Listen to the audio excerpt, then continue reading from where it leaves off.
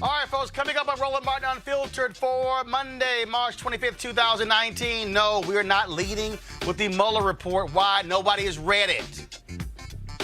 We're leading with Florida, where the Republicans in Florida are trying to screw the formerly incarcerated out of the right to vote. A Senate committee has voted to essentially slap a poll tax on all those formerly incarcerated, saying pay back all your fines and court costs before you can vote. That is not what the voters voted on. I told y'all Republicans were going to screw around with the right to vote. It was not going to be simple. We'll explain to you. Another cop acquitted on charges of shooting and killing a young black man, this time in Pittsburgh. Students today took to the streets to protest what took place. We'll talk with Rob Taylor, managing editor of the New Pittsburgh Courier, the new black newspaper there. He covered the trial. Also, a tragic end to the story of Columbus, Ohio activist Amber Evans. Her body was found over the weekend after being missing since January 28th. We'll talk to psychologist Dr. Jeffrey Gardier on the emotional toll on activists. We've seen a number of other activists across the country take their lives. We'll talk about that with Jeff Gardier. Trump's Attorney General Bob Barr sends a 4-page letter to Congress with his own summary of the Mueller report. No one has actually read the Mueller report except the folks in the Department of Justice. So why are people assuming Mueller reported one thing when we actually don't know that? Trump is claiming total exoneration. Not so fast. We've got 3 lawyers to break it down. Stacey Abrams starts a new organization to get an honest count of people in the shadows of the 2020 census. That's needed because the Trump administration is trying their best to scare away Hispanic and other immigrants. Folks, nearly $1 trillion in federal spending hangs in the balance. And some ignorant frat boys playing at slavery. Get what do you see the shocking video? More crazy-ass white boys. A new photograph of Harriet Tubman unveiled today at the National Museum of African American History and Culture. We live streamed it, and we'll show you that photo as well. It's time to bring the funk on Roland Martin Unfiltered. Let's go. He's got it. Whatever the miss, he's on it. Whatever it is, he's got the scoop, the fact, the find. And when it breaks, he's right on time, and it's rolling. Best believe he's knowing. Putting it down from sports to news to politics. With entertainment just for kicks, he's rolling. It's on go, y'all. It's Roland Martin, Rolling with Roland now. He's funk, he's fresh, he's real, the best, you know he's Roland Martin now.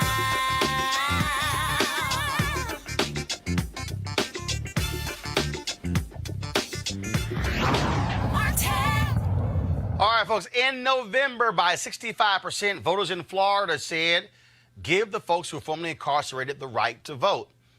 It passed overwhelmingly, Republicans and Democrats. But I told y'all, I kept warning y'all, don't think for a second Florida Republicans are going to allow this to happen. They do not want to see upwards of 1.4 million people getting their right to vote. Well, today, a Senate subcommittee passed by 3-2 a bill that would force those individuals to pay back all court costs and court fines before they got the right to vote. The same bill, actually another bill, passed the House 10-5. The Senate bill is even worse than the House bill. This is a video put out by the group that actually fought the effort to get Florida folks their right to vote back. This is what they released today on social media.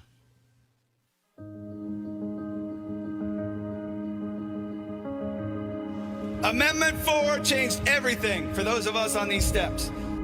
Last year we were here without a voice. This year we're here with a voice.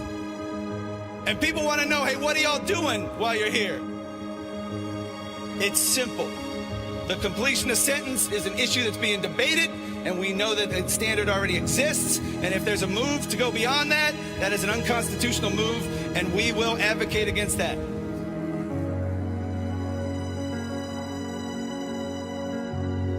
We don't just say we want more, we say we demand more. We have a vote, and that vote is our voice. Last year and many years before that, we went to individuals and said, your voice is my vote, because I can't vote. Today we say our vote is our voice. As we go into our meetings today, as we see our elected officials, we're going to remind them not just why we're fighting, but who we're fighting for our families, for our children, for our communities. And we're going to remind them that they should be fighting for them too. As we go and meet with them, we will tell them that failure to eliminate the barriers that limit us impact the communities they serve. And if they fail to represent the communities they serve, we will find someone else who will. Well, folks, that's actually what's going to happen. Andrew Gillum, of course, who lost his bid for governor of Florida, this is what he had to say today in a statement that was released. The legislation advanced today in committee in the Florida Senate puts a price on restoring the right to vote. It is unconstitutional and it is wrong. Last year, Floridians overwhelmingly passed the largest expansion of the right to vote since the Voting Rights Act. I am proud Floridians stood together and agreed we would not judge each other by our worst day. And yes, we knew exactly what we were voting for. To those lawmakers who are advancing this misguided bill, you may not respect the wishes of the people, but this is a democracy and you must follow them. We, the people, will make sure of it. Also, of course, the Florida Democratic Party, they're also weighing in. Just a few moments ago, they released a statement, and this I'm going to pull it up here. It says, today, Florida Democratic Party Chair Terry Rizzo released this statement. Today, Republicans in the state Senate voted to overturn the will of the people and violate the constitutional rights of returning citizens. This bill is an unconstitutional poll tax that recalls the darkest moments of our state's history. And let's not forget that the roots of today's crisis lie with Governor Ron DeSantis' refusal in December to implement Amendment 4. Joining us right now is someone who's been very involved in this. He's been focused on it. Neil Volz, the Florida Restoration Commission, their policy director. Neil, welcome to Roland Martin Unfiltered. Hey, thanks, Roland, for having us. I never trusted the Republicans. I knew this was going to happen. And so what you have, so explain exactly what happened in the Senate, because I was texting Sheena and Desmond earlier, and they say that the Senate bill is worse than the House bill. Yeah, I mean, what you've got are two different bills that have problems all over the place. And, you know, and there were moments that you thought possibly some amendment that had been offered by Senator Bracey, is a Democrat from Orlando, great guy, that maybe, just maybe, we'd see, some semblance of bipartisanship, and it didn't happen again. And it just saddens me, man, thinking about all the lives impacted by these policies and the fact that we just can't move forward in a way that the people spoke in November, which was based around unity and the restoration and second chances, and something that we all could get behind. And now it's turning into this partisan food fight. And again, you're talking about the numbers here, and they're trying to use your own words against you. They're trying to say that in the Supreme Court that the Florida Restoration Commission, that you guys said that paying back fines could be a part of this. So explain that. Yeah, I mean, what they're basically doing is playing word games, Roland. It was very clear before the court that the general counsel was talking about a sentence given by a judge, right? And the judge, it guides these processes, right? We all know that in Florida, you can get all kinds of fines. You can get court costs that the judge didn't even give you. And so they're trying to take some things out of context to basically say that, we were making blanket statements about all fines, blanket statements about all costs, when clearly we were talking about costs associated with what the judge gave in terms of the sentence. Now maybe we could have been more clear. Let me just we're a Second Chances campaign. We don't believe that we're perfect. So let me even come on air and say maybe we could have been clearer. But they're missing the point. This is about the expanding democracy and allowing people to become part of their communities. It's not just some sort of political science exercise. Last question for you. What is next? Obviously, it goes to the full Senate. Is that correct? Or it then goes to the full House? Has DeSantis said that he's going to sign this if it passes the House and the Senate? He has not weighed in on any specifics yet. There are a variety of different committees that it still needs to work through in both the House and the Senate.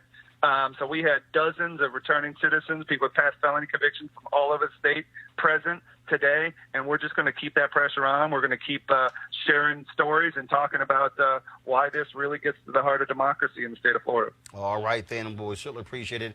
Neil Votes, thanks a lot. I want to right now introduce my Hey, panel. thanks. Thank you, Robert Patillo. Of course, he's a civil rights attorney. Also, we have, of course, Dr. Julian Malveaux, economist, president emerita at Bennett College. Michael Brown, former vice chair, DNC. Robert, I'll start with you. Again, Republicans were not going to just stand pat and see 1.4 million people added to the voter registration rolls, knowing full well that could imperil their supermajority in the legislature and also impact 2020 and Donald Trump. And Desmond and Sheena Meade, who fought for this, I said, look, don't think for a second that this is just because it passes, they're going to take it lying down. What they're trying to do here is do something that the voters did not specify. Let's understand one thing. This issue has to be federalized. I think what we have seen is fighting this on the state level, state by state, is like playing a game of whack-a-mole. As soon as you think you've taken out one part, then you revert back to the old. Well, but it can't be federalized because the reality is the states have said since the Constitution was put in place that voting is a state issue, not a federal issue. Hold on. The reason it has to be federalized because the basis of felony disenfranchisement is Section 2 of the 14th Amendment, which reads, participation in a rebellion or other crimes. Other crimes was interpreted by the Supreme Court in 1974 in the Ramirez decision to be felonies, upholding felony disenfranchisement. If we're talking about lowering the voting age, we're talking about abolishing the Electoral College, we have to talk about taking out our other crimes from Section 2 of the 14th Amendment, and you eliminate felony disenfranchisement from the entire country. The entire concept behind the or other crimes was if you fought in the Civil War for the South, you don't get to vote. That was the original intent of the drafters of the 14th Amendment, and that has never been addressed by any political party to fix a typo which has stopped tens of millions of black folks from voting for the last century or century and a half. So that's something, as we're going to this 2020 rubric and figuring out what the platform's going to be, that has to be part of what we're discussing. We're talking about all these other high-minded issues. Eliminating 3 words could put millions of people back on the voter rolls as soon as it's done. But the problem, Julian, you've got a conservative Supreme Court. You got Trump trying to put as many federal judges on the bench as possible. That's not what they want to see. And what you have consistently seen here are Republicans who are trying their best to, frankly, shrink the number of voters. And again, they do not want to see 1.4 million people add to the voting rolls in Florida because that totally changes the battleground state of Florida in 2020. As Frederick Douglass said, power concedes nothing without a demand. It never did, it never will. Those who want freedom without agitation want the ocean without its mighty roar. What the Sheena and her husband did is they changed basically the equation. What the Florida Republicans are doing is trying to take about power concedes nothing without a demand. What needs to happen, I think the federalizing issue could be an issue, but I think we have to look at the state of Florida, a swing state, a state that we will see all kind of chicanery with voting. We have to look at this, and we have to really look at basically the pushback. You were right when you basically said, y'all don't get too complacent. Because everybody was celebrating, clapping. We've got 1.4 million more people. Well, these 1.4 million are going to be basically sliced and diced with this legislature, and this has to be, fought. Michael, what's even more shameful, this was a change to the state constitution. And so what they thought was we changed the state constitution, and then that's the victory. Legislature is coming back and doing exactly what Republicans have done in other states. Voters vote one way. Legislature says, you know what? The hell with y'all, we're going to change it. I remember that episode, Roland, when you and I talked about that it wasn't going to be this easy. It was great that it obviously passed on the referendum. But this is still, yes, clearly there's a legal argument. Obviously, you got to follow the Constitution. I get it. But it's also political messaging. And there's still more white returning citizens in Florida than there are black. Right. But it's making it seem like this is a black thing. And whenever you got to make it seem like a black thing, folks in the Panhandle. Oh, yeah. So it's a whole, Florida's not just South Beach, Miami. It's a whole another rural part of the state. So you see all these black folks, these are the folks who are going to be voting. And there's racial messaging, political messaging, and that's kind of what we're doing. And this is why when it comes to voting, at Congressional Black Caucus last year, it was a panel of all these civil rights organizations, and I said on voting, I said, y'all have got to stop making this a black thing.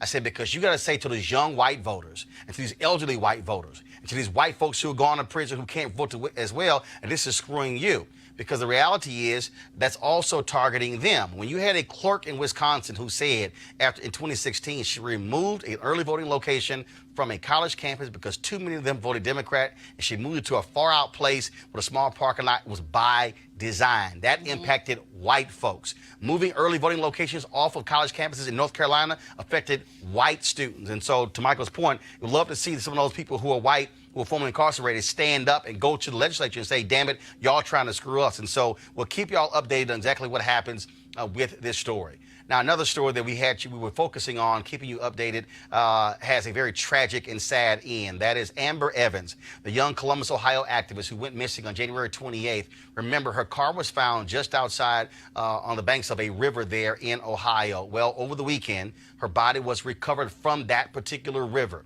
and it was identified as 28-year-old Amber Evans. The police have not released any information regarding the cause of death. Evans' boyfriend of 10 years, who has been cooperating with police, said they argued that day.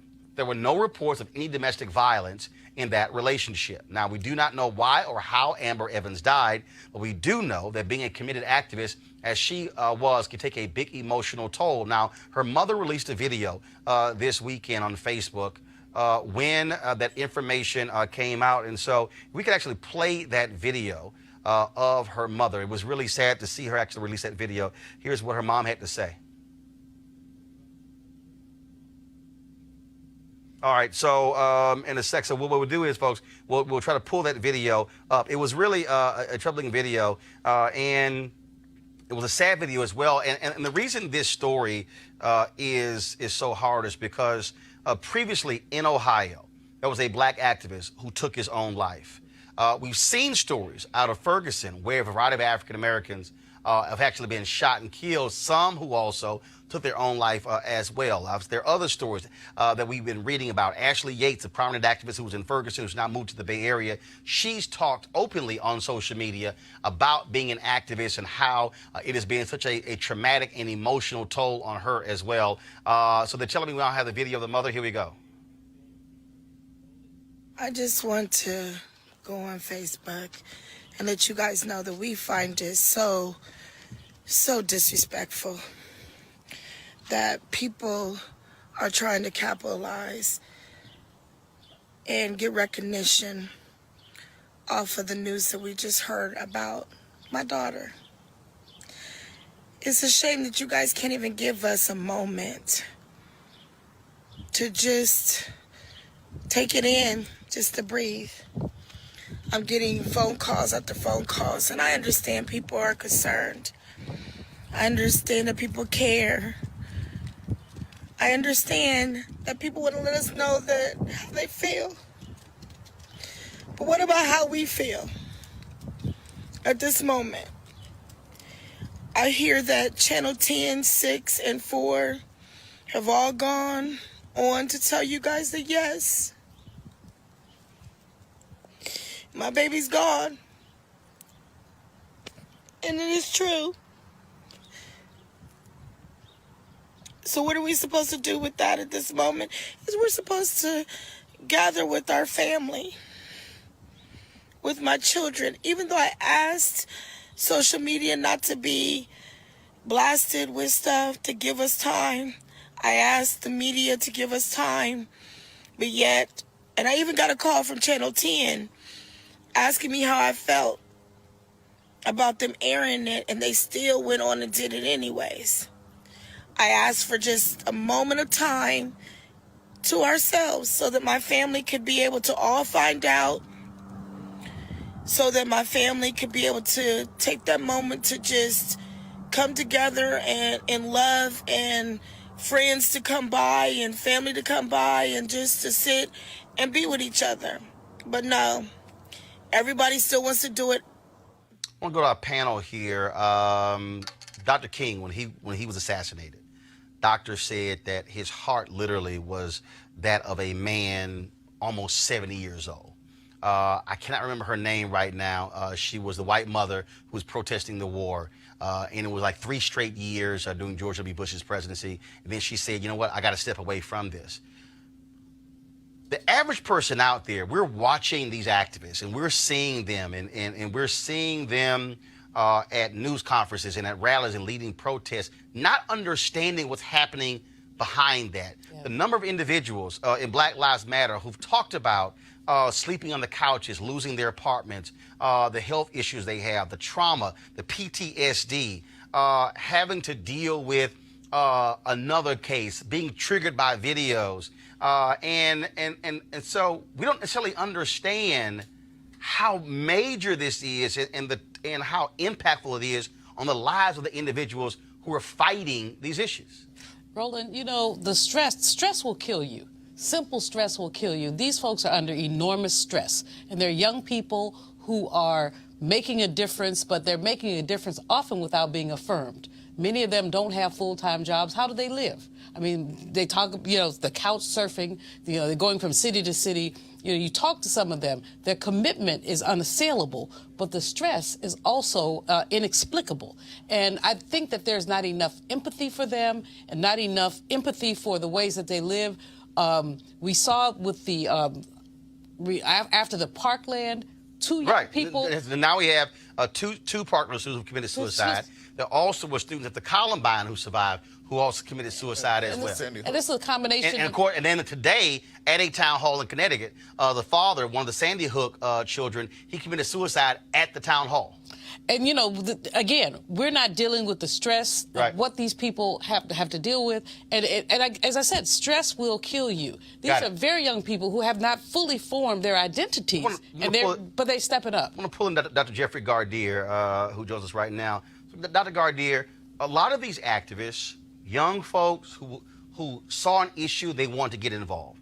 Then all of a sudden, it continues and it continues, and they look up, and it's a year or 2 or 3 years later, then all of a sudden, it comes crashing down on them. I remember reading Harry Belafonte's autobiography, his memoir, where he talked about sending John Lewis and Fannie Lou Hamer and some other activists to an African country on vacation because they need to get away. And for a lot of people, we don't think about the need for activists to get away because of how stressful and difficult this work is. That's right, because it's not just about being able to get a message out there. In many ways, maybe their catharsis, especially when we're looking at the youngsters involved in Parkland, that massacre. But once they are out there, they're up against not just getting a message out there, they're up against trolls, internet trolls. They're up against politicians who are dead set against what it is that they're doing. They're up against populations of people who see them as enemies.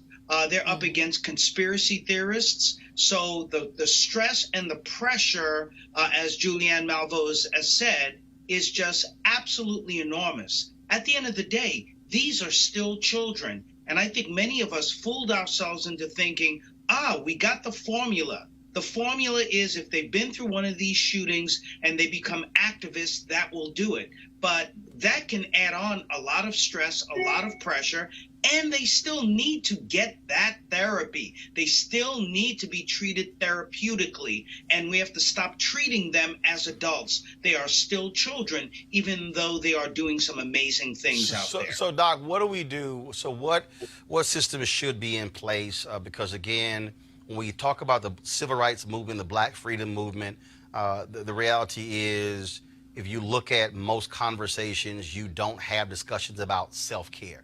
They were just figuring out as they went along. Now it's a whole different set of issues. Now you also have individuals who are attacking activists on social media. They are going after them in many ways. Some of them have been sued by municipalities as well. And so it's a whole different set of issues that they're now dealing with. And so, what systems should be in place for them? Because unfortunately, and this is one of the things I kept saying to Black Lives Matter activists, when you don't have organizational infrastructure to provide those things, you're sort of out there along winging it.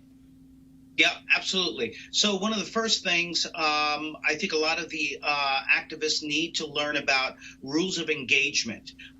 What are the things that they need to avoid? Where do they find their strength? I think that's very important. You put the other part together, Roland. It is about the self-care. When do we take a break and be able to rest? When do we rest our souls and our minds? And another thing that we need is, of course, being able to debrief. What does it feel like to be that activist? What does it feel like to be attacked all the time? What does it feel like to do impossible work? So that needs to be discussed. It's part of a therapy, but it's part of a catharsis, and it's part of sharing. And you can't be a hero and shero just by yourself. It has to be the community. And last question for you. What should also be taking place in terms of from one activist to the other? Because, again, we've seen a number across the country. I know of a gentleman who was in Ohio who shot himself, and some other places as well, where they've taken their own lives because they literally, just cannot handle seeing and being involved with case after case after case of black men and black women being gunned down by cops, and show what discussions should be being held among activists themselves. What should they be looking for amongst their fellow activists? They should have some sort of a bond.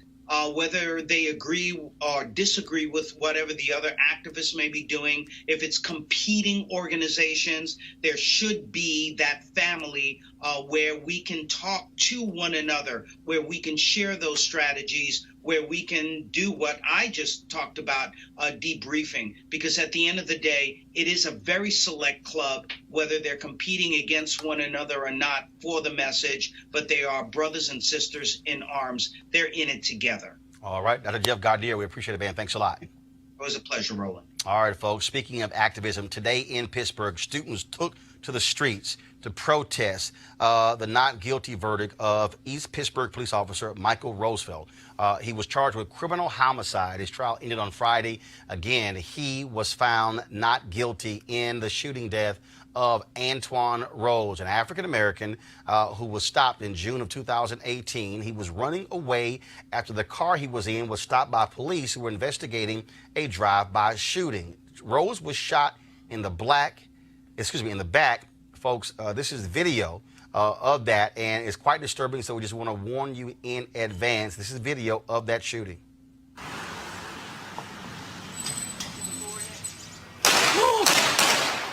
Why are they shooting at him? No, I'm recording this. Why are they shooting? All they did was run, and they're shooting at them. You go in the house. Don't shoot at them. Antoine Rose, again, was 17 years old. Joining us is Rob Taylor, managing editor of the New Pittsburgh Courier, black newspaper there. He covered the story. Rob, the jury found this officer not guilty. What was the rationale? That, he feared for his life? Rose was running away. Well, nice to be on your show, Roland. I think Roosevelt, he testified on the third day of the trial. So the trial, which, all of us here in Pittsburgh have been anticipating for months, ever since the incident happened in mid-June. So the trial began on March 19th. He testified. Not many people knew that he was going to take the stand. So he testified on Thursday, March 21st, and he went up there and said that he thought, and as I see it here, I thought that one of them was pointing a weapon at me. I quote again, I thought one of them was pointing a weapon at me. So what happened there, as you may have seen in the video, there were three men in the car. Right. A man who was, a jitney, which, Uber, so to speak, take people around who need to get where they need to go. Who knows if the driver knew that there was going to be a drive-by shooting about to happen? The man in the back, I don't think you've shown the video yet, but the man in the back, Zywan Hester, fired 9 shots out of the back window of the Chevrolet Cruze 15 minutes before Roosevelt pulled over this Cruze. So Antoine Rose was in the front right passenger seat. He did not fire any guns. He was unarmed when you saw him running. So in Roosevelt's defense, he's saying, when he had the first man, the driver, he ordered him out of the vehicle towards the ground. Roosevelt is testifying that he was focused on the man who was down. He turns, thought that he saw Rose and or Hester pointing a handgun, turns, and he says here, as I look at what he put, One of the suspects turned, pointed toward me with what I thought was a handgun. After thinking, I thought I saw a handgun, he says, I turned and fired 3 rounds. And he also said that he did it to protect himself and the community. A guy who was running away from him. A guy who you saw in the video running away. First of all, was there any body cam footage from the officers?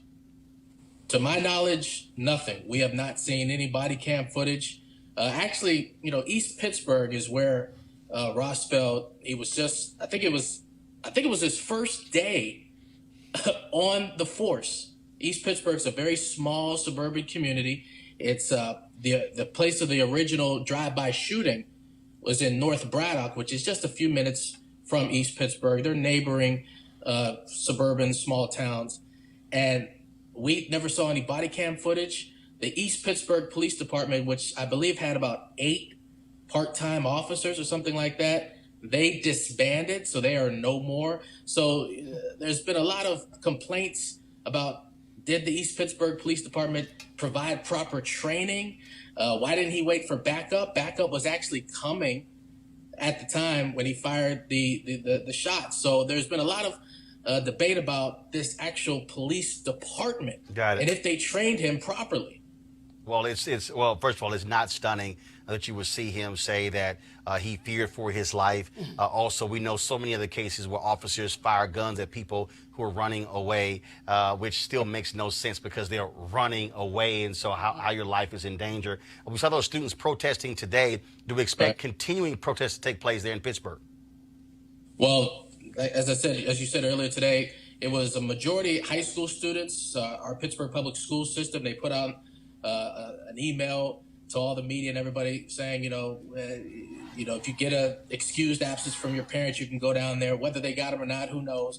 The point was there were 1,500 people, vast majority high school students, college students, Duquesne University law students who I saw there as well, marched through the streets of downtown Pittsburgh, obviously disappointed, vehemently denying or not wanting to believe that this verdict could come.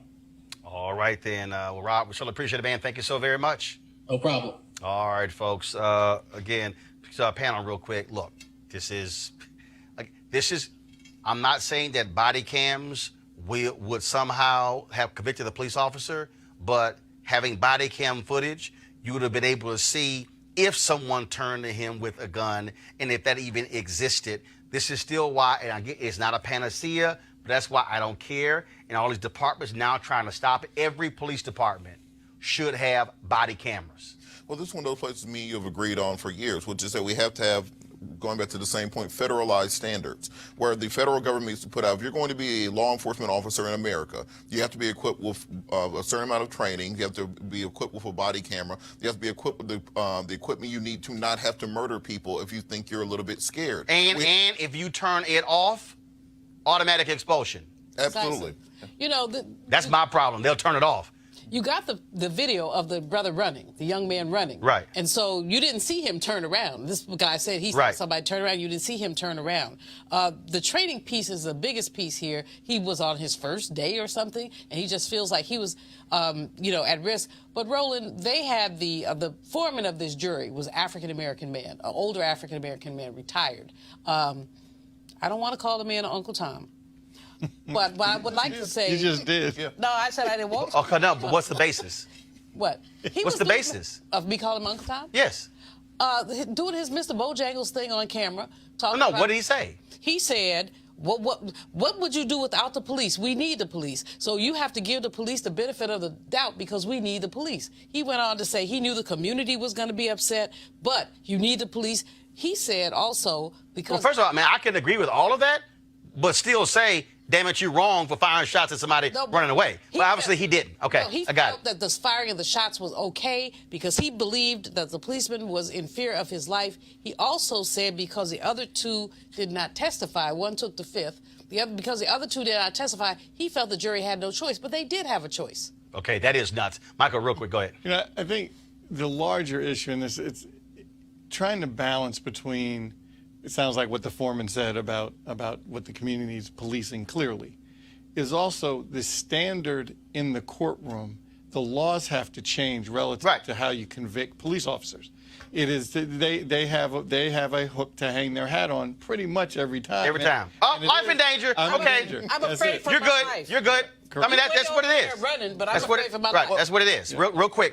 Well, just tying this in with the last story about activists and the suicide rate, we have to teach these young people in the streets how to take that into city council, into the state legislature, get laws changed, because often what depresses you when you feel like nothing is happening, nothing is changing, teach them how to make a real change. Well, also, real quick here for us, breaking news. Go to my iPhone, please.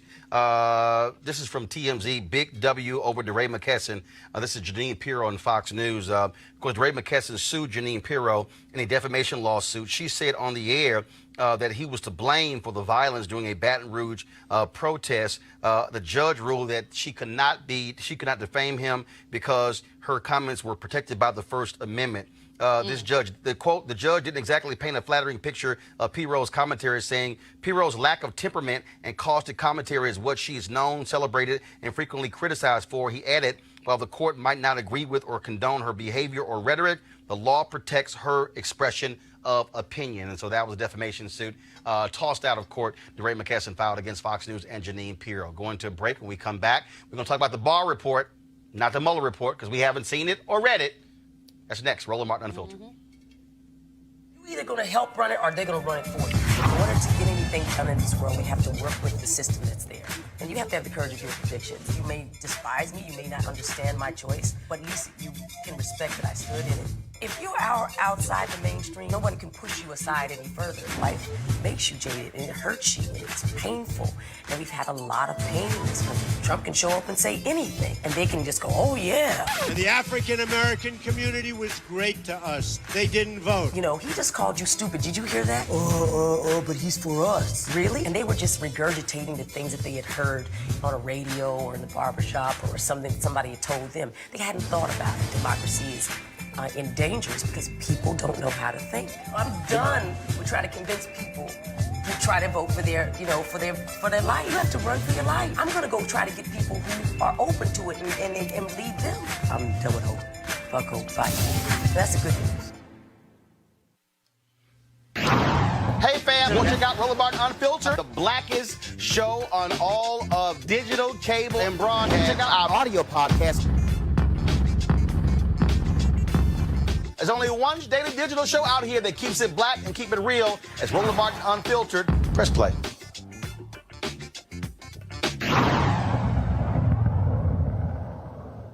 The Eric Alexander interview will be at 7 p.m. Eastern on this Friday. All right, folks, let's talk about the Bob Barr report. Okay, Robert Mueller gave the Attorney General his report on potential Russian interference in the election on Friday. Bob Barr released a 4-page letter to Congress on yesterday. Also, him decided that it was an obstruction of justice. All of these commentators have been talking about the Mueller report, how long it is and how it exonerated Donald Trump, the White House. They are all excited. It was supposed to be about, of course, whether or not Trump or members of his campaign conspired with the Russian government in the 2016 election. Now, Bob Barr says, Mueller says that they found none of that. And also, what's up with the obstruction of justice? Barr concluded there was no obstruction of justice. Now, no criminal charges, but no exoneration either this morning on the Tom Jordan Morning Show. I talked with A. Scott Bolden and Monique Presley about this very issue. And I asked Scott about Donald Trump's victory lap. Yeah, really. Think about it. An American president is running a victory lap because he wasn't indicted or he wasn't charged and he wasn't found by his own Republican Party to have done anything wrong. I mean, let that settle for a minute. Secondly, it wouldn't be a victory part. This is not the end of the investigation. In many respects, it's the beginning because, one, that 800-page report is going to have to come out. You're going to have to give the people what they want, but Congress is going to pursue it with vengeance, if you will, because bad conduct, unsavory conduct may not rise to a level of criminality, but it certainly can rise to the impeachment process. And so look for more from this, but we got to get the report because the facts behind the decision of Barr and Mueller is really, really super important. I mean, the attack on our democracy, it goes to the core of our election and independent elections and values. And so there's going to be more over this over the next 2 years, trust me. Monique, collusion. Preet Bharara, the former U.S. attorney there in New York, he said on Good Morning America, on collusion, the case is closed. On the issue of obstruction, we're sort of not done. Mueller did not really, based upon what we know, again, Barr's interpretation, 4 pages. Mueller did not take a side. No, he didn't. And in my mind and in my experience, that adds credibility to Mueller's report. It doesn't take from it, because what you want is a special prosecutor that is going to look at facts and give you exactly what has been found and not overreach. Now, what the United States Congress does with those facts is up to them in doing their due diligence. He did the part that he was supposed to do with the information that he had. And I think once we see the 800 pages, we'll figure out that everybody with the last name Trump still has some problems.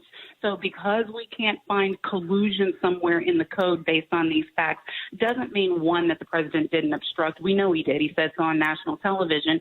And two, it doesn't mean that Congress doesn't still do their job, right? And then we wait for the Southern District of New York to do its job. We're working hand in hand. Mueller found things that weren't part of his purview and passed them and referred them on to the Southern District. The Southern District picked them up, investigated them, and now they're starting to bring charges. So we're not near a conclusion. Hey, guys, let's remember one other thing, too. The state of New York is also investigating. That's where Donald Trump lived, worked, and ran his campaign. My former classmate in law school, Tish James, who's the new attorney general, is certainly looking at it, and they're looking at his insurance practices, his tax practices, and his real estate development practices. The other thing I want to say about Mueller, if I may, and I tend to disagree with you here, is that, you know, Mueller's job was to investigate and reach some conclusions, right? Obstruction, the charge, is one of the few, if not only, charges in the federal criminal code where you don't have to complete the crime. That is, you can attempt to obstruct. And I don't understand how Mueller concludes or is inconclusive on whether he even attempted to obstruct, because of what Monique said. We know what he said. We didn't have to interview him. He said it on national TV, and he fired Comey. And he can fire Comey to obstruct justice, even though he's got a right to do it. So there's more to come on this, and that's really where you're going to see the House focus on the facts in support of that. And perhaps if they get to impeachment, that'll be the leading charge for them if they decide to file those articles of impeachment. This is being framed now. So, Robert, I'll start with you. Again, all these people saying what the Mueller report says, in the Barr letter, he paraphrased, no complete sentences, paragraphs. We don't know what the hell Robert Mueller said. We have Bob Barr's interpretation of what Robert Mueller said. Well, it's unlikely we're ever going to see the full report, primarily because it will be improper to uncharged individuals to have all their information and all the facts and circumstances leaked to the public or sent to the public. Why? Well, let's say you're just some dude who works at Trump Tower, and you were interviewed by Robert Mueller, and now they put all of your information out there to the public. You had nothing to do with it. You weren't charged. When you say all your information, you mean private information? Private information. Like your address and phone number? It can be redacted. Or even things that were gained during the investigation that could be hurtful, harmful, embarrassing. You weren't charged as a criminal. You haven't done anything criminally wrong. So why should this information about you be made public? So a summary can be made public. Please. We'll see portions of the redacted report made public. We're never going to see the entire thing. But I do think for a lot of people in the media who have turned this into the biggest story on earth, most voters don't care. Most people do not walk around every day worrying about what Robert Mueller is about to do. Hold up. See, no. See, right there, hold up. This is the mistake that we make when we say, when I hear most voters don't care, people aren't walking around every day talking about this here. No, I do believe fundamentally, as a country, it is critically important to get to the truth as to whether or not you had a presidential campaign colluding with a foreign entity to impact a presidential election. That is, so remember, the president of the United States, when that person is sworn in, they are sworn in to uphold and protect the Constitution against enemies, foreign or domestic. And so it's not a question of, well, folks walking around. First of all, people walk around every day or worrying about all kinds of stuff. I could apply that to nearly everything. There's no one thing that every voter or majority of people are just worried about every single day. But it still is an issue. It is an issue, Roland, and the thing about it is, as you said, I mean, you opened the show up absolutely correctly. No one has seen this report. So the fact that Barr has summarized 800 pages into 4 suggests that there's a whole lot of stuff. You know, they say the devil is in the details, and you tell the devil is there with this. From 800 pages of 4 represents like giving us 2%. 2% of what's out there, and his interpretation of the 2%. So people may not be thinking, this is not top of mind for everybody, but it is on their mind, because what we know is that our democracy has been compromised. We know that there was collusion. You say, someone's going to say there isn't, but the man said it himself on television. And Scott and Monique are absolutely right in terms of talking about the fact that Mueller has probably pushed things downstream to the southern New York district. But here's the thing. I'm concerned that there was some interference, because it seems to me that Mueller could have made more conclusive statements. And maybe he did, and we just haven't seen them. Well, here's the deal, Michael. I think what you have here is Mueller, whose job was to go through all of this and essentially hand this over to Congress. The thing that people I still keep missing, impeachment is not, and this is where the Trump people, for obvious reasons, kept trying to make this out to be a criminal issue. Impeachment is not a criminal issue. It is a political standard. The idea of obstruction of justice, this idea that, well, you can't indict a sitting president. Bob Barr weighed in on this. Bob Barr said before he became Attorney General that there was no case for obstruction of justice. So you have the guy who said before he got in that, there's no obstruction of justice, who has now concluded there's no obstruction of justice. And frankly, Congress can't make their own determination, which is why they're saying, no, you're going to get subpoenaed because we want to know more about this, because we're not just going to take your word for it. Well, and of course, I also don't buy the argument that you have to protect people that weren't charged. They weren't thinking about that with Hillary Clinton in Benghazi and Hillary Clinton in the email scandal. They put out every single possible document from that investigation. And want to go back. Lindsey Graham. I don't buy that argument. Also, with the president, it seems to me if there was complete exoneration, they'd be like, you know what, release the whole darn thing. They don't want to release the whole darn thing. No. They don't want any breadcrumbs out there. In fact, today, Senator Mitch McConnell blocked Senator Chuck Schumer from passing something to say release the whole deal. Remember, the House voted 422-0 to release it. That's right. That includes Republicans. That's right. I wish that Mr. Mueller would have put in a sentence saying, related to obstruction, let Congress figure it out. But here's the deal, though. And that could be in there. We don't know. Correct. That could be in there. And that really is part of the issue, Robert, what we don't know. The fact that we are being asked to take the word of a Trump appointee who wrote a document before he became Attorney General, basically saying this is a waste of time, it shouldn't be done, there's no obstruction. That's essentially making your mind up before you actually got to be the referee for a game. But this is the issue. We say we need to find out what the facts are. Robert Mueller's been investigating for 2.5 years. Right. We spent $35 million, 19 lawyers, hundreds of FBI agents, thousands of pages of documents. If that hasn't turned up the obstruction and the collusion that people are looking for, what else are we? Wait. But here's the problem, though. Mueller did not make an opinion on obstruction. Okay? His task was not specifically just obstruction. First of all, there are a number of people who he did get indictments from. Also, a number of people also convicted. The other issue that you have to raise is they asked the judge to delay the sentencing of Rick Gates until May. How do you stop an investigation and a sentencing for somebody is still 2 months away? There has to be a reason why you want a delay of a sentencing that says you still have some work to do. That makes no sense. Well, none of this makes sense, Roland. I mean, the fact is that Mueller has a reputation of being a Boy Scout, down with the truth, et cetera, et cetera, et cetera. So what he's reported, we don't know. We can speculate, but we don't know. We have these little 4 flimsy pages that have come from a Trump partisan who basically auditioned for his job with that memo. Auditioned for his job, put it out there. I don't think the president should have to face any consequences. So It doesn't make any sense, but I'm confident that Nancy Pelosi and the Democrats will continue to chip away at getting this whole report out to the public. Again, bottom line is we have not seen the Mueller report. We've seen Bob Barr's interpretation of it, so that's sort of what we have here. All right, folks, Stacey Abrams of Georgia has a new project aimed at getting an accurate census count in 2020. The new project is called Fair Count and wants to make sure that minorities, non-English speakers, and renters will be counted. Why does that matter? Well, the U.S. Census determines each state's voting power and each state's share of the nearly $1 trillion spent annually on health care, education, and other public services. All right, folks, we'll go to a break, and we'll be back on Roland Martin Unfiltered.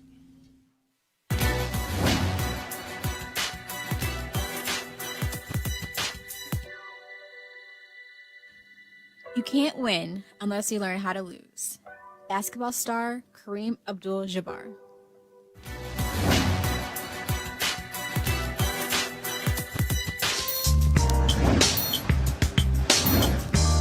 Huh? What the hell is that? All right, folks, HBCU Giving Day. Flanders Smith College is our pick today, founded in 1877, located in Little Rock, Arkansas. Of course, its president is an alpha man. Notable graduates include the U.S. Surgeon General, Jocelyn Elders, James H. Cone, Lottie Shackelford, Stephanie Flowers, and many more. If you want to support Philander, go to philander.edu, philander.edu. That's philander.edu. And I certainly had a good time when I was their commencement speaker, where I received the Ozell Sutton Award as well. And so the same day, Jocelyn Elders got the same award. And so glad to be there. And also Ray J is actually going to college there. That's one of the that's where he chose to go. And so we're supposed to have him and the president on the show soon. All right, folks, calling all HBCU alumni, students, and leaders, enter the Ford Motor Company HBCU Mobility Challenge and win $25,000 for your school. Building on their long-term support of HBCUs, Ford is looking to improve mobility in HBCU communities through innovative solutions. The winning program will receive a grant of up to $25,000 to implement their proposal. The deadline to apply is March 31st, 2019. Go to fgb.life. That's F right there, fgb.life for more information and to apply. Ford goes further in our community. We certainly thank Ford for being a partner of Roland Martin Unfiltered. No charcoal grills are allowed. I'm white. I got you, huh? Illegally selling water without a permit On my property. Whoa! Hey! Give me your right. You don't live here. I'm uncomfortable. All right, white people, let me help y'all out. Black folks really don't like to hear about picking cotton. Just want to let y'all know that. Now, cotton picking on slave labor camps, also called plantations, pretty much wasn't funny. Wasn't funny then, not funny now, but got these white boys in a frat at the University of Georgia. Oh, they thought this was a laughing matter.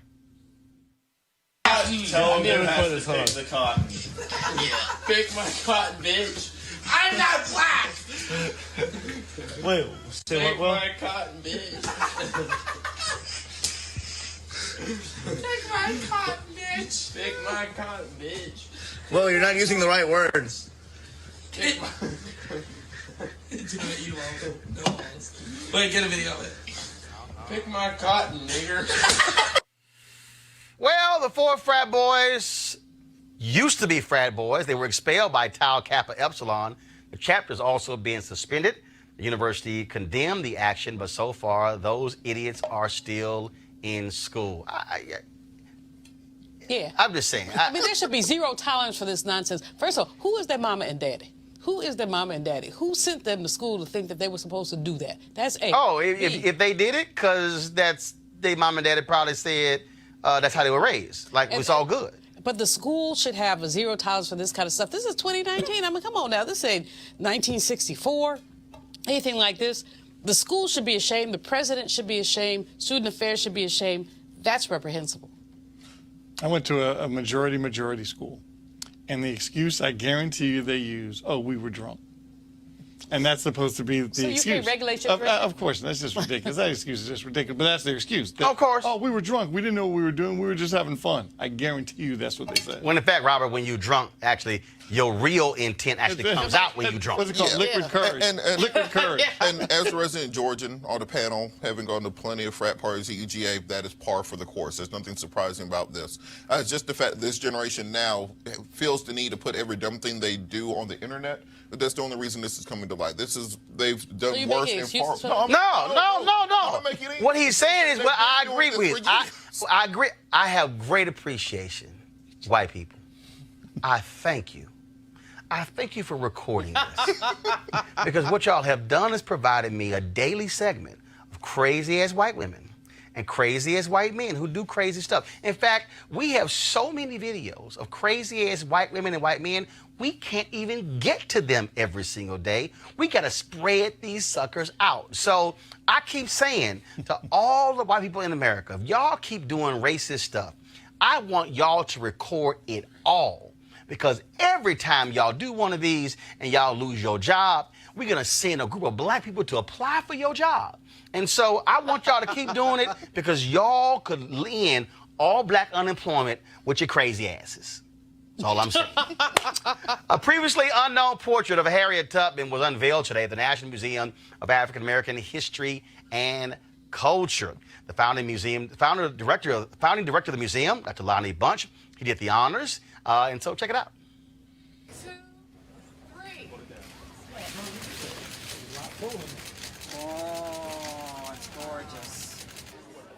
A woman. Now the picture is from the 1860s when Tubman was about 40 years old. Now, most of the photos we see of Harriet Tubman, when she was much older and she was frail, this is a very rare photo of Harriet Tubman when she's about 40 years old. If you want to view the photograph and visit the museum, visitors may walk up for entry without a pass Monday through Friday, beginning at 1 p.m. each weekday. That's, of course, a new time. No passes needed after 1 p.m.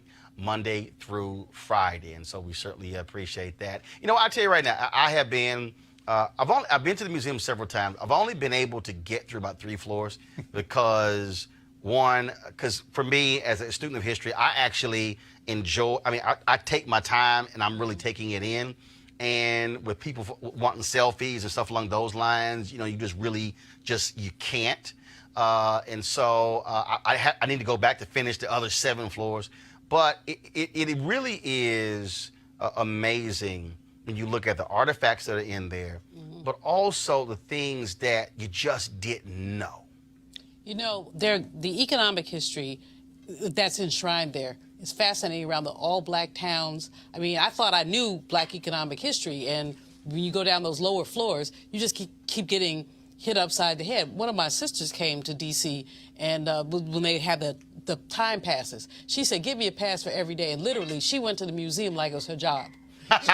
She went 10 o'clock in the morning, 9 o'clock, she's leaving the house. She was in line, and every day she was there all day. So I think she finally got it all. But one day she came back, and she's like, don't talk to me. I said, what you mean don't talk to you? You living in my house. But basically, the emotion was just so overcoming. Oh, yeah, absolutely. And, you know, I lost it at Emmett Till's casket. I lost it. I mean, I literally lost it. I just slid down to the floor and cried. Just the power of it. Everybody needs to see it. Roland. I mean, it is the most visited, since it's open, it's the most visited Smithsonian Museum in the nation's capital. It's so important. It's so important for our people to understand that history. And it's so important for these ignorant white people, you lift them up every now and then, to see something like this. Lock them in there overnight. You know, Michael. It's incredible. I'm like you, Roland. I've been, I don't know how many times I've been, but you can't see everything. I don't care how many times you go. And I took my niece and a couple of her friends, and I saw something interesting. I think you need to start chronologically. You need to start on the bottom, go to the bottom, and then come up. And their concept of our peoples seemed to start at Martin Luther King. Yes. They don't seem to have that conceptually before that. Yeah. And so I said, well, no, we're going to stay down here a little longer. I mean, they clearly know the word slavery, know what it means, but it's the Dr. King world. Yeah, and it's primarily because of how our schools have treated black history as if it somehow just starts there. But also, the reality is, our history also goes before 1619 as well. I'm sorry, real quick, on the Harriet Tubman thing, are they going to use that picture now on the 20? Or they're going to stick with the old? of course, as long as you have a love of white supremacists, it's not going to happen. White supremacists sitting in the Oval Office. Trust me, that's not going to happen. Because remember, his favorite president was Andrew Jackson, of course, who was not a fan of black people or Native Americans at all. So, Robert. Well, I think the importance of this is understanding that we have a more complex and layered history than what's often taught to us in school. Where, similar to what you say, I call it the Black History fairy tale, where they say, well, Rosa Parks and Abraham Lincoln met together with Dr. King one day, and then Barack Obama was president. And that's the way they teach. Yeah, that's pretty much it. Yeah, that's what they teach our kids our history. So having floor after floor, exhibit after exhibit, I think it's be mandatory for your summer vacation to take a drop by and read these things, see these things. And I had an aunt who was born in 1888, died in 1996, grew up with her, and she could show us pictures of people who were slaves. She could so it's writing of people who were, it made it all real to us. It wasn't roots, it wasn't television, it wasn't this disambiguous dark term of slavery. These were human beings. And seeing Harriet Tubman in her 40s as a young, dynamic woman, understanding the humanity in her eyes of what it took for her to fight through those consequences, I think it can inspire this generation, as we were talking about earlier with the young people and activists, to know your fight goes on. And I want to say this here, and only because, it's one of those things that most people don't know, and that is when the funding was approved for this museum, Republicans were in control of the House. And they were going back and forth, and initially, then Congressman J.C. Watts, his name was on the bill. And they were going back and forth, and Democrats said, no, we want John Lewis's name on the bill. And white Republicans were adamant, no, we're going to have J.C. Watts. J.C. Watts took his name off. And J.C. Watts said, the museum is more important than me having my name on it. Put Congressman John Lewis's name on the bill, and that's how the bill went through. It's just important for us to that's just a little small point that, again, that could have got hung up. The initial money could have got hung up if his ego had gotten in the way. But he simply said, no, the museum is more important than that. Fine, take my name off, put Congressman Lewis's name on, let's move forward. That's such a great example of some of the bipartisanship that some of the black Republicans will exhibit from time to time. Not consistently, but from time to time. Tim Scott, South Carolina, from time to time will step up. Well, which is also why I keep telling black people, look, the reality is you have places where, look, Republicans were in control of the House and the Senate. You better know somebody on the other side. And I would rather be able to know J.C. Watts then, or Gary Franks, or Will Hurd, or Tim Scott. You might disagree on 9 out of 10 things, but you may have that one thing you do agree with. But I'd rather have somebody on the other side who I can at least talk to, who know a little something about what I go through, than somebody who's like, I don't know what the hell you're even talking about. So, hey, folks, tonight, the History Channel, they have a documentary called Jesus, His Life. And I'll be one of the folks who's going to be tweeting throughout the first 2 hours of that particular documentary. And so I'll be joining, of course, my man Joshua Dubois and others as well. And so episode 1 is called Joseph the Nativity, and the second one is John the Baptist, the Mission. And so I'll be live tweeting that. Check out the History Channel, 8 p.m. Eastern, so less than an hour. So I'll see you guys in just a little bit. All right, folks, we got to go. First of all, thank you to all of you who saw the Lisa Ray interview we did on Friday. First of all, it was a great interview. If you haven't seen it, go to our YouTube channel to check it out. Also, please don't forget, you can join our Facebook page, YouTube channel, as well as Periscope. Turn on your live notifications. Every time we go live, you actually see us. And last thing, if you missed, okay, we only showed you a little bit of the video there. And I thought we were going to actually have more of a sound bite from Lonnie Bunch, but we didn't have it there. If you want to actually hear the program and Lonnie Bunch talk about this photo, go to our YouTube channel. We actually live streamed earlier the unveiling of that portrait. Why is that important? Look, there's only one show like this in America. It's a whole bunch of people who are sitting behind microphones, chatting about what other people do. We actually cover the news. We actually have covered the Amber Evans case. We had her mother on the show. You saw Jeffrey Gardier talking about black activists needing to have self-care. You see us talking about the Florida bill. That's why we do what we do. We need you to support us as well. Join our Bring the Funk fan club. Every dollar you give on our fan club, whether you give monthly, whether you give yearly, go to support this show. Thursday and Friday, we'll be in LA for the NAACP Image Awards, live from there as well. That's why this show is important for us to speak to our issues.